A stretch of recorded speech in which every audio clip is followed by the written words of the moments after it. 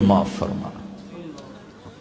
عمر رضی اللہ عنہ مسجد میں سوئے ہوئے تھے، ان کو خواب میں آواز آئی، میرا ایک بندہ جنت البقیع میں مجھے پکار رہا ہے۔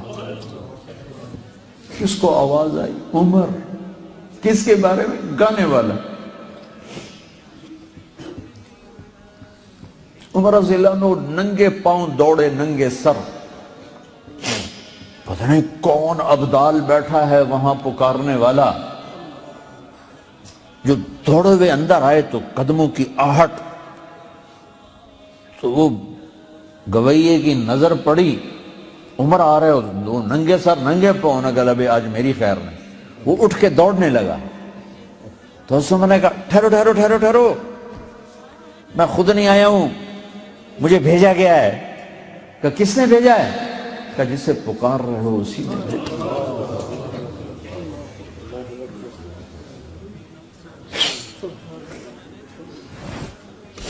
وہ بوڑھا بیٹھ گیا، کہنے لگا واہ میرے رب، ساری زندگی تیری نافرمانی کی، آج تجھے پکارا تو اپنے پیٹ کی خاطر پکارا، اور تو نے اتنا بڑا میرا اعزاز، اتنی بڑی مجھے عزت دی، اے اللہ مجھے معاف کر۔ اس کی چیخ نکلی اور مر گئی۔ عمر رضی اللہ تعالیٰ عنہ نے خود اس کا جنازہ پڑھا ہے۔ میرے بھائیو، سارے قرآن کا خلاصہ ہے کہ اللہ کو پالو، اور وہ خود ارادہ کر، اوکھا کام تاؤں ہوئے جو ادھی صلاح نہ ہوئے، وہ تو ارادہ کر چکا ہے کہ میں تم سے پیار کرتا ہوں، تو بھی آج توبہ کر لے، ہماری صلح ہو جائے، معافی مانگ لے، سب معاف ہو جائے۔ اور اتنا کھلا میدان دیا ہے۔ تمہارے تو گناہ ہی تھوڑے سے۔ کہتا ہے لو بلغ الذنوب عنان السماء، میرا بندہ اتنے گناہ کر، میری بندی اتنے گناہ کر کے آسمان کی چھت کو لگا دی، ہے کسی ادا اتنا حوصلہ؟ اتنے کا اللہ کی قسم سارے فرشتے کافر ہو جائیں، مسلمان بھی کافر ہو جائیں، کافر تو پہلے ہی کافر ہے، جن بھی کافر ہو جائیں، قیامت تک زندگی ہو، اور سارے مل کر گناہ کریں، آسمان چھوڑ سورج تک نہیں پہنچا سکتے، اور میرا اللہ کہتا ہے ایک مرد ایک عورت اتنے گناہ کرے کہ آسمان کی چھت کو لگا دے، ساری دنیا کہے پکا دوست تھی، اور اللہ کہے میرا بندہ سر ایک دفعہ آدھی زبان سے کہہ دے یا اللہ معاف، تو میں سارے ہی معاف کروں ولا والی۔ یہ کون تلاوت کر رہا ہے؟ تو مجھے کہا گیا حارثہ بن نعمان کر رہے ہیں، حارثہ بن نعمان۔ تو آپ نے سوچا، فرمایا کہ حارثہ تو ابھی زندہ ہے، مرا تو نہیں کہ اس کی روح جنت میں آ گئی اور تلاوت کر رہی، وہ تو زندہ ہے مدینے میں۔ تو یہ قرآن کی تلاوت دیکھو، تمہیں سنانے کے لیے کتنا بڑا ساؤنڈ سسٹم لگا ہوا ہے، ہم تھوڑے سے بچے ہو، ادھر بچیاں ہوں گی، مسورات ہوں گی، اور جنت ساتویں آسمان پر، مدینہ زمین پر، اور حارثہ کی آواز آپ جنت میں سن رہے ہیں، کیڑا لاؤڈ سپیکر آئی، کیڑا ساؤنڈ سسٹم آئی، اور وہ سنو کہی یہ کیا بات ہے، حارثہ تو ادھر گھر بیٹھا ہوا ہے۔ کہا جی ماں کی ایسی خدمت کی ہے کہ اللہ نے خوش ہو کر کہا ہے جب حارثہ قرآن پڑھے ساری جنت کو سناؤ۔ ہاں، ساؤنڈ سسٹم کیا تھا؟ ماں کی خدمت، ماں کی دعا۔ ایک روایت میں آتا ہے کہ صحابہ میں سب فرما بردار تھے، پر دو جو تھے نا وہ آؤٹ سٹینڈنگ تھے، ایکسٹرا آرڈینری تھے۔ دو نے جیسے ماں کی خدمت کی کسی نے نہیں کی، ایک حضرت عثمان اور ایک حارثہ بن نعمان۔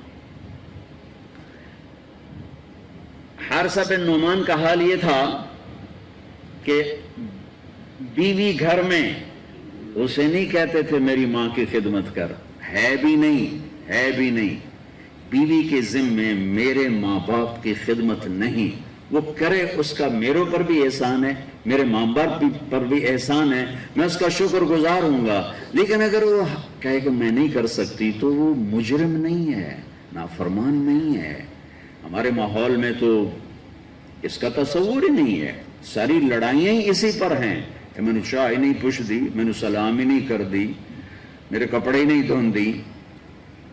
ایک گھر میں یہاں تک طلاق پہنچ گئی تھی، ہو رہی تھی، اللہ نے مجھے ذریعہ بنا، میں ذریعہ بنا کہ ساس نے یہ آگ لگائی تھی، اے پیکے جاندی میرے کو پوچھ کہیں نہیں جاندی، اور بیٹے کو اتنا بھرا کہ وہ طلاق دینے پہ آ گیا۔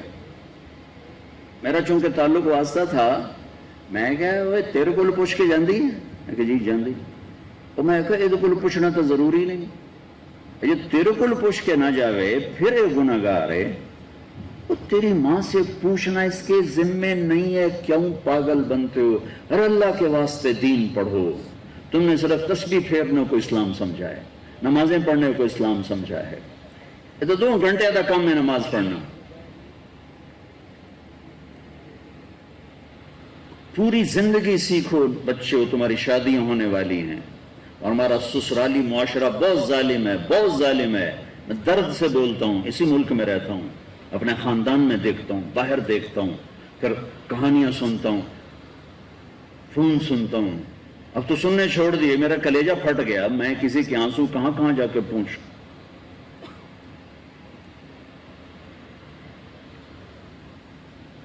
دین سیکھو، دین سے مراد نماز نہیں کہہ رہا ہوں، وہ دین کی عبادات کا بہت بڑا حصہ ہے۔ زندگی، دین کی زندگی سیکھو۔ دین کس چیز کا نام؟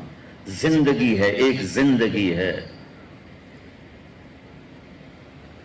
بڑی مشکل سے وہ طلاق ختم کروائی بی بی، تیرے کو پوچھنا ہے دے ذمے کوئی نہیں، پوچھے تو چنگی گل ہے، جب تو پوچھ لیا کر، لیکن ذمے کوئی نہیں، خامند سے پوچھنا ذمے ہے، اس نے اجازت دے دی تو اس کو کسی سے پوچھنے کی ضرورت نہیں ہے۔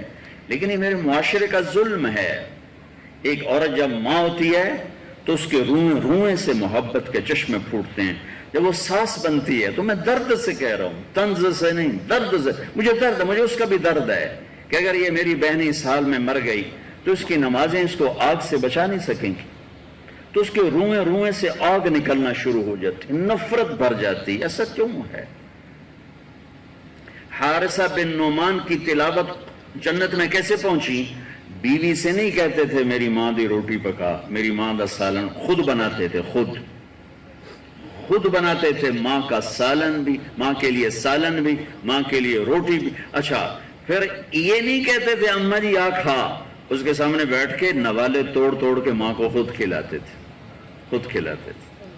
ماں کے کپڑے خود دھوتے تھے، ماں کو تیل خود لگاتے تھے، ماں کے سر میں کنگھی خود کرتے تھے، اور جوئیں تک نکال کے مارتے تھے۔ اب یہ لوگ